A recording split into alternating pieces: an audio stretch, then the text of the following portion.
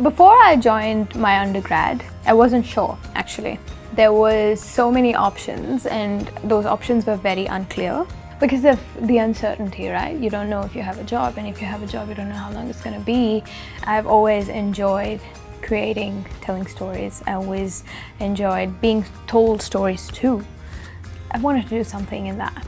You know, in the years that are coming, we're going to just get more digital, which means we're going to need good media professionals to stay in the industry. I feel like there's a big boom coming in terms of media. I feel like media professionals in any field will be very much in demand in the future. I think society broadly is made up of people interacting with each other.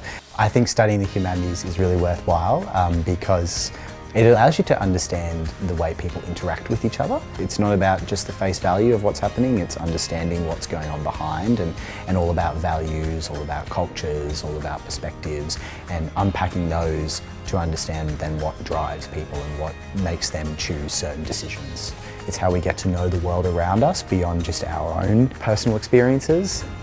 I think artists are really valued members of society, but in sort of intangible ways. I think people really respect the fact that artists have something creative that they can share in such a unique format. There are so many sort of unwritten laws about the benefits of music and how it soothes and heals and connects. For me personally, I find it extremely fulfilling to study music beyond the level of school.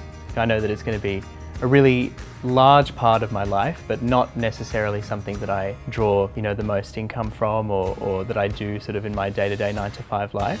It's just a fantastic way to keep learning something that I love. I'm studying a double degree of science and music with a major in neuroscience.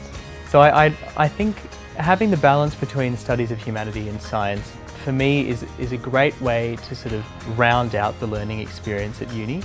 So I often find that I'm using very different ways of thinking, different ways of learning, different ways of processing information.